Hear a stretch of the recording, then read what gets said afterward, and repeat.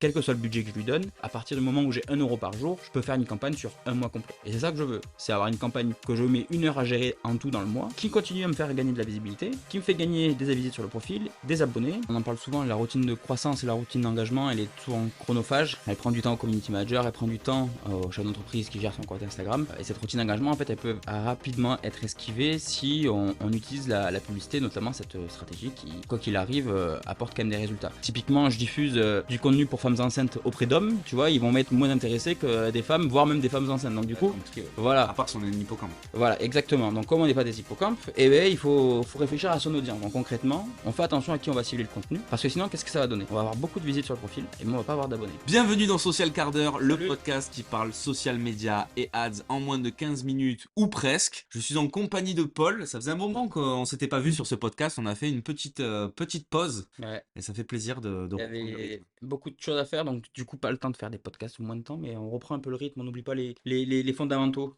Donc c'est important. C'est plutôt une bonne nouvelle, vous verrez, on a développé pas mal de choses et on a eu pas mal de nouveaux clients aussi, donc plutôt bonne nouvelle pour Social Quart d'heure. Aujourd'hui, on va aborder un sujet qui, en tout cas, est le nerf de la guerre sur Instagram, c'est les fameux comment gagner des abonnés, certes, mais comment gagner des abonnés de façon éthique, puisque on connaît la classique de acheter des abonnés, mais on sait que derrière, il n'y aura pas forcément de l'engagement, puisque c'est soit en général, c'est des bots qui, derrière, vont vous faire gagner un abonné, mais vous allez plomber votre engagement. Et nous, aujourd'hui, on va parler de comment gagner des abonnés sur Instagram avec Meta Ads. Paul va nous expliquer comment le mettre en place étape par étape. Vous allez voir qu'en fait, ça va prendre 5 minutes si on a la bonne stratégie. Mais d'abord, c'est pourquoi c'est intéressant de mettre en place cette stratégie. Bah parce qu'on le sait, on en parle souvent, la routine de croissance et la routine d'engagement, elle est souvent chronophage. Elle prend du temps au community manager, elle prend du temps au chef d'entreprise qui gère son compte Instagram. Et cette routine d'engagement, en fait, elle peut rapidement être esquivée si on utilise la publicité, notamment cette stratégie qui, quoi qu'il arrive,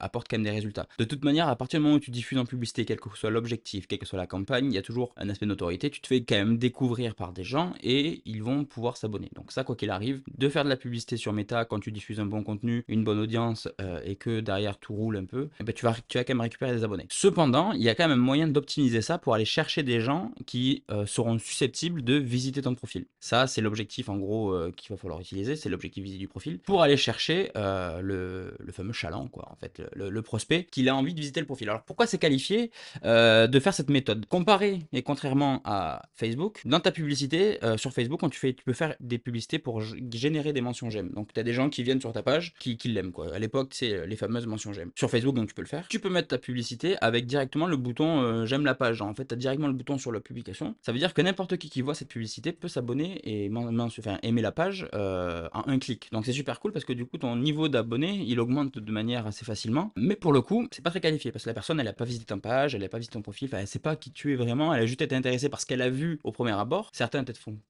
l'effort d'aller regarder un peu ce qui se fait avant de s'abonner. Mais sur Facebook, en tout cas, en général, c'est beaucoup de curieux qui s'abonnent et ils savent pas trop en quoi. L'avantage avec Insta, c'est qu'il y a une action supplémentaire. L'objectif, c'est visiter le profil. Donc quand il arrive sur le profil, il a pas d'autre choix que de regarder ce qui se passe. Il est pas abonné. Donc du coup, s'il est pas intéressé par le contenu pour une raison X ou Y, il s'abonnera pas. Par contre, si derrière tu as du bon contenu, tu as un bon compte, enfin, en tout cas tu respectes un petit peu la charte éditoriale de ta publicité, style il a cliqué sur un contenu drôle, il arrive sur un compte, il y a d'autres contenus drôles, il peut se dire c'est cool, je vais m'abonner pour voir ce qu'il y a d'autre. Donc c'est vraiment, quand on le met en place, il y a le bouton visiter le profil en fait. Ouais, en gros, tu sais, c'est le fameux. Quand soit tu fais un boost derrière et tu utilises l'objectif visiter le profil. Donc c'est la première étape concrètement pour le faire. Soit tu passes avec ton boost de poste et tu fais visiter le profil, c'est l'objectif, à attirer des visites sur ton profil. Soit tu utilises sur le gestionnaire de publicité, pour celles et ceux qui s'en servent, il faut utiliser l'objectif trafic avec visiter le profil. Donc ouais, ça c'est depuis le gestionnaire de pub et on peut du coup depuis le gestionnaire de pub récupérer une publication déjà existante. Alors ouais, ça vient d'abord à l'étape 2.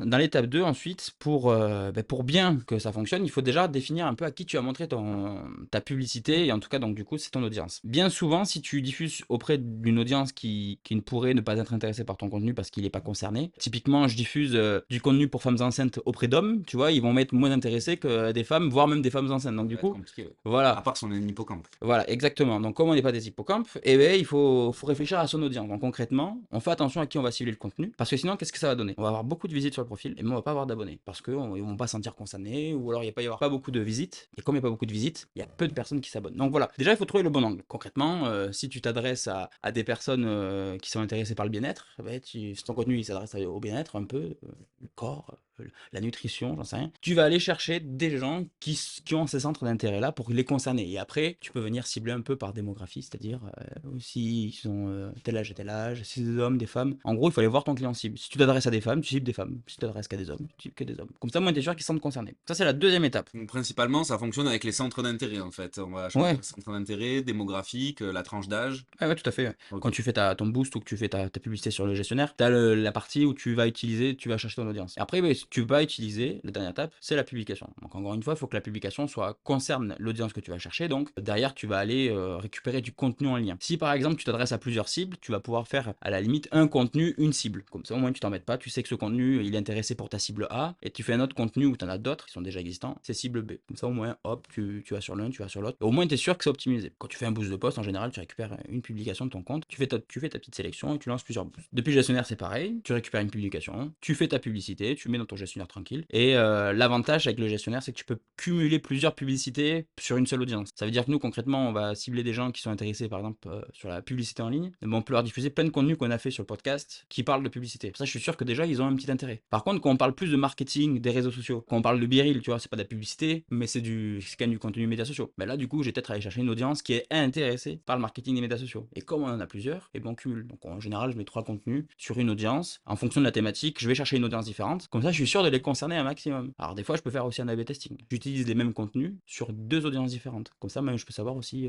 qu'est-ce qui attire le plus en fonction du critère. Et justement, au niveau du nombre de contenus, tu recommandes combien de contenus à peu près déjà pour tester Tester déjà avec le contenu qu'on a. Donc là, pour le coup, ça s'adresse à ceux qui font la campagne en question. Depuis le gestionnaire, tu mets 3 à 5 publications max. Pas besoin de beaucoup. Et après, pourquoi on n'en met pas beaucoup? Parce que sinon, si t'en mets genre 10 d'un coup, tu es pas con en soi, tu peux mettre 10 publications, mais il va pas les diffuser les 10. Il va regarder, il va diffuser un tout petit peu chacune. Il va remarquer qu'il y en a une parmi les 10 qui va bien marcher. Il va accentuer celle-là et en fait, tu te rendras compte que sur les 10 que tu as mis dans ta campagne, il y en a que 2, 3 qui ont été diffusés. Donc en fait, c'est pour ça qu'en général, ça sert à rien de mettre 15 publicités à la fois parce que tu sais que dans l'idée, il n'y en a pas beaucoup qui vont être diffusés. Ça s'applique, c'est des petits budgets. C'est sûr que si tu as 300 € par jour, tu peux mettre les 10 dans l'idée, même si elles sont diffusées à 1% de 300 tous les jours, au bout d'un moment, ça fait 30, 50, 100 € par pub, même si on a 10 du coup, et t'en as une par contre qui sera à 1000 € quoi, parce que proportionnellement, il y a toujours une qui sera bien diffusée. Donc, pas besoin de beaucoup de publicité. T'en sélectionnes 3 à la limite, tu fais des tests 3 par 3. En général, nous, comme ça, on met 3 publicités, il y a toujours une qui marche bien, les 2 autres moins bien. S'il y en a 2 qui ressortent, on garde les 2, on vire la dernière, et après on remplace. Donc là, ce que tu es en train de dire, ce qui est cool, c'est qu'en fait, c'est l'algorithme qui va mettre lui-même en avant, qui va estimer quelle est la publication qui performe le plus. T'as même pas à choisir en disant, moi, je veux focaliser plutôt sur une publication ou une autre. Non, ouais, en gros, je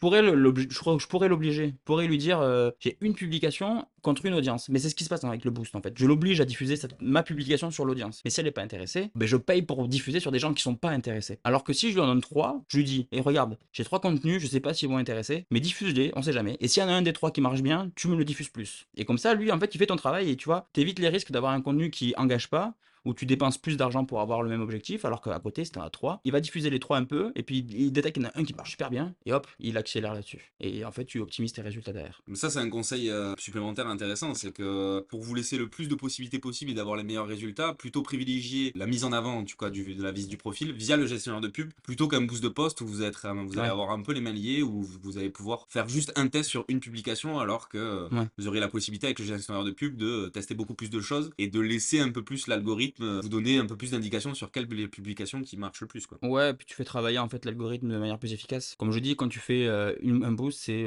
une audience, une publication. Donc si elle marche bien, mais tant mieux, là, y a rien à dire. Mais si elle est pas trop fonctionnelle, elle plaît pas, ou j'en sais rien, il n'y a pas une raison, ben du coup, il va quand même la diffuser, tu vas pas avoir les résultats, tu vas être déçu, tout ça, tout ça. Pour commencer, le boost, c'est bien pour tester, tu vois. Même en soi, moi je le conseille aussi à certains qui ont pas trop qui ont pas les moyens de faire des grosses campagnes, qui ont des petits budgets style 50 € par mois, tu vois, 55 € pour des petits comptes. Ben tu fais quelques quelques tests, c'est-à-dire tu diffuses plusieurs fois une publication, soit plus sur plusieurs audiences, ou alors sur la même audience, tu diffuses plusieurs contenus, toujours avec le même objectif, visite du profil. Et en fait, tu regardes s'il y en a une qui s'en démarque, et après tu la prolonges cette publication sur 30 jours ou 14 jours, en fait, une longue date. Parce que le but en fait derrière aussi, c'est qu'on n'ait pas à la relancer tout le temps. Nous, ce qu'on veut avec la publicité, et notamment pour remplacer la routine d'engagement, c'est une publicité qui tourne en permanence et qui va chercher des nouvelles personnes en permanence. Quel que soit le budget que je lui donne, à partir du moment où j'ai 1 euro par jour, je peux faire une campagne sur un mois complet. Et c'est ça que je veux. C'est avoir une campagne que je mets 1 heure à gérer en tout dans le mois, qui continue à me faire gagner de la visibilité, qui me fait gagner des visites sur le profil, des abonnés, et donc du coup, potentiellement, après, le reste de la stratégie, c'est,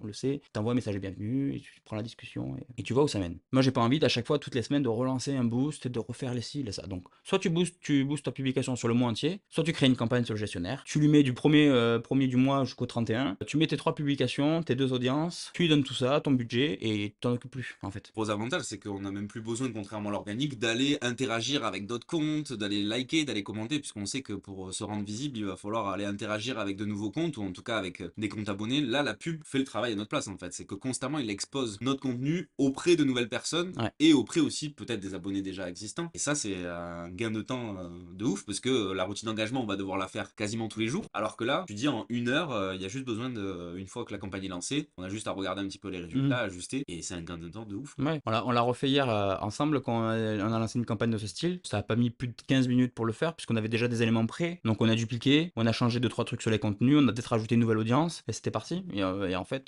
tu vois, c'est facile à mettre en place, c'est facile à suivre, c'est pas compliqué. Tu continues toi à faire ton contenu. Ta routine d'engagement, elle disparaît pas, mais elle est ralentie vachement. Enfin, ralentie. Elle te prend beaucoup moins de temps. Au lieu d'y passer 1 heure ou 2 par jour, t'en passes plus qu'une demi-heure parce qu'en fait, tu t'envoies des messages quoi, de bienvenue. Tous les jours, tous les matins, tu fais ton petit suivi des nouveaux abonnés. Bonjour, merci de nous suivre. Comment tu nous as connus? En fait, tu fais la discussion. Et ça, effectivement, du coup, tu gagnes du temps tous les jours. Et à la fin du mois, ben, tu auras gagné peut-être 100, 200, 300 abonnés. Tu auras mis un peu d'argent sur.